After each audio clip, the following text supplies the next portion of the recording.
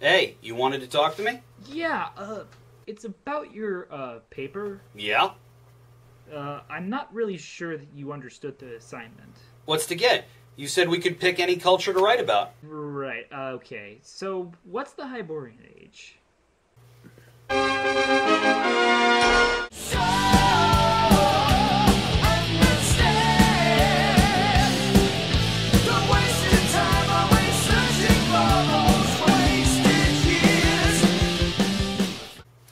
Alright, let's be honest here.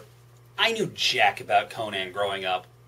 By the early 90s, all I'd seen were a couple of clips from Conan the Destroyer.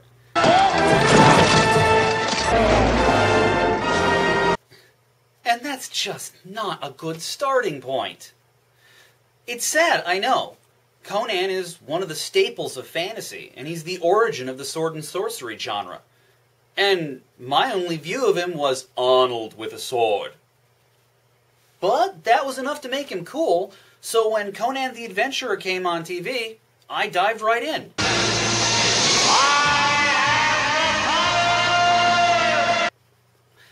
It's kind of a strange idea when you think about it, taking the original bloody barbarian hero and making a children's cartoon show out of it.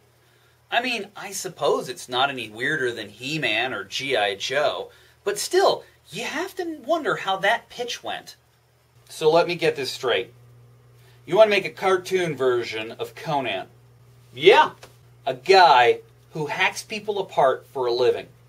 Yeah, for children. This can only end in success. You are so fired. Sir, the most popular cartoon in the world right now is about a bunch of deformed reptiles that hack people to pieces with ninja blades. Fine. Now, I'm sure those of you who aren't familiar with the character, and in fact those of you who are wondering what the story's like. Unfortunately, it's a little hard to describe easily. But lucky for me, I don't have to. The show's intro covers that for me. Conan, the mightiest warrior ever. His quest to undo the spell of living stone cast upon his family by driving the evil serpent men back into another dimension and vanquishing their leader, the cruel wizard Raphamon. It's sort of a long-standing tradition of cartoon intros. They don't all have it, but when it's done well, it can be very helpful. When it's done poorly, you get this. Fighting robot, Mega Man. Super fighting robot, Mega Man.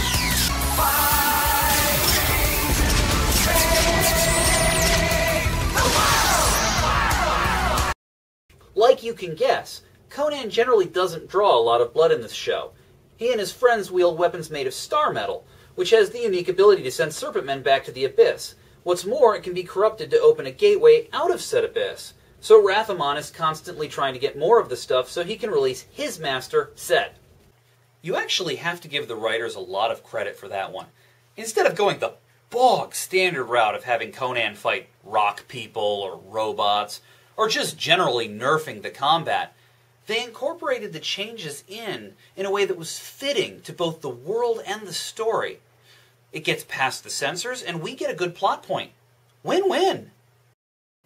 The animation is vintage early 90s, a definite improvement in quality and attention to detail over that of the previous decade, and far less reused stock footage than, say, He-Man. Still, you can see where corners were cut. Timing, in particular, is a big problem for this show.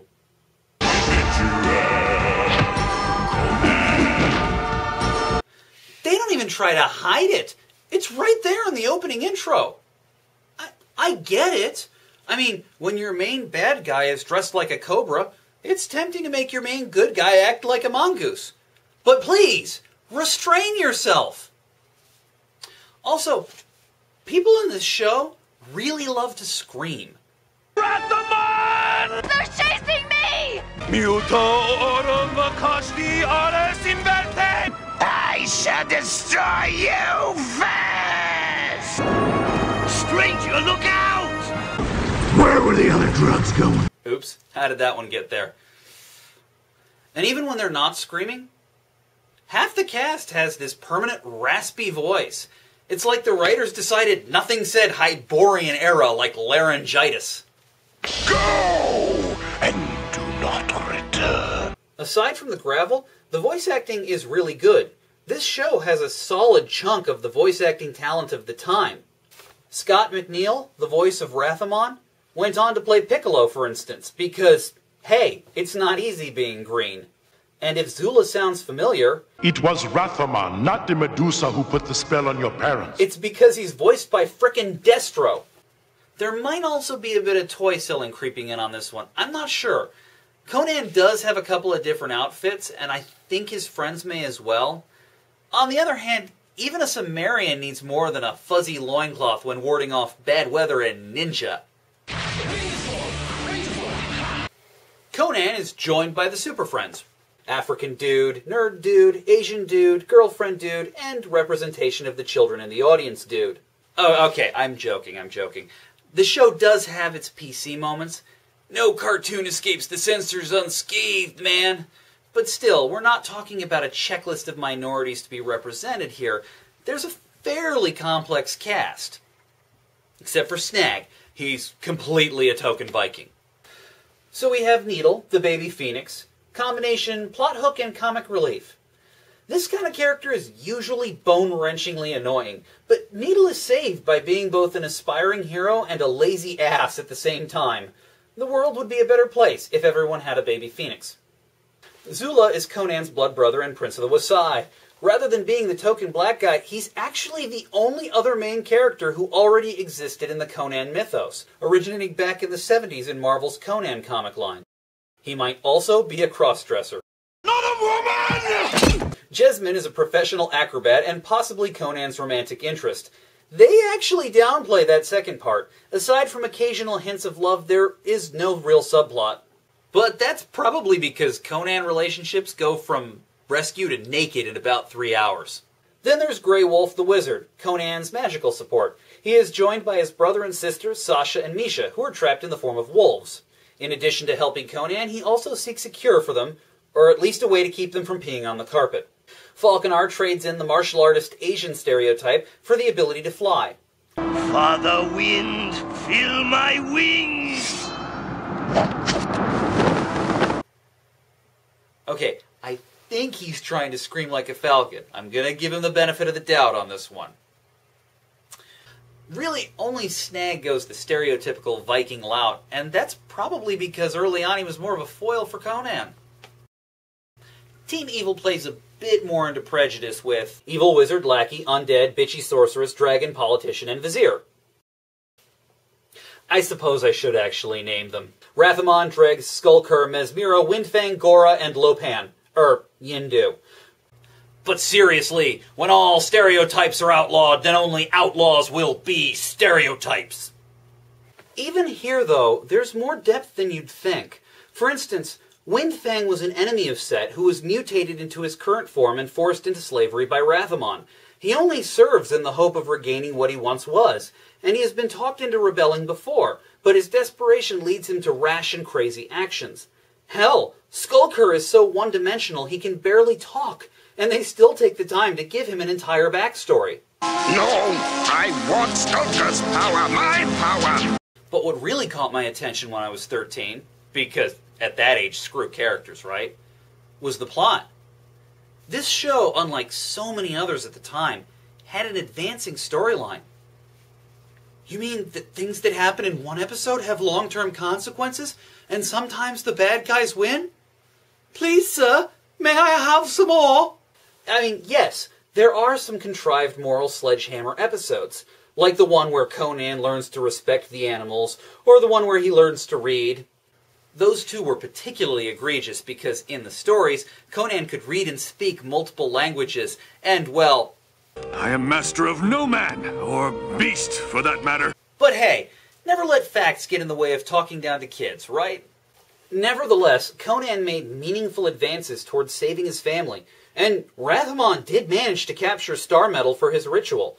These plots and more combined together to bring about an epic showdown where events from early on come back to play a pivotal role. And when the dust settles, the ending is more than just, "Oh no, the Technodrome is caught in Dimension X instead of deep beneath the ground." Conan the Adventurer ran 2 seasons, a 13-episode intro season and a 52-episode main season. There was an attempt to continue the remaining storylines in a new series, Conan and the Young Warriors, but it didn't really work. The new characters just weren't interesting, and the old characters just weren't around enough. In the end, Conan the Adventurer was a complete story in its own right. It didn't need expansion. As for how well this show fit in with Robert Howard's original work, quite well, I'd say. We have found the witch, may we burn her?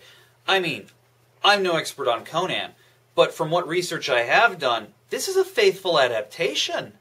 The history and the places are taken directly from the stories. The Sumerians are the descendants of the Atlanteans, and Conan is the son of a blacksmith. Jesmin is from Aquilonia, and Falconar rules Kusan, both of which are places in the Hyborian Age. Grey Wolf's home city of Xanthus and Zula's Wasai are both new, I think. In the comic, Zula came from Darfar. However, Zula controls the animals with the sign of Jabal Sag, which again is right out of Howard's writing. All of which leads me to believe that the writers of the show were big fans of the Conan mythos, and they put that into all of their work. Now, some people have complained that this is a defanged version of the original. Of course it is! It's a CBS cartoon. But at least it is a version of the original, which is a lot more than you can say for Arnold. Overall, if you're looking for a good fantasy cartoon, you could do a lot worse than Conan the Adventurer. This has been a Wasted Years cartoon review, and until next time, I'm Ramnesis, signing off. Conan, the adventurer. Conan, warrior without fear. He's more powerful than any man. His legend spreads across the land and sea.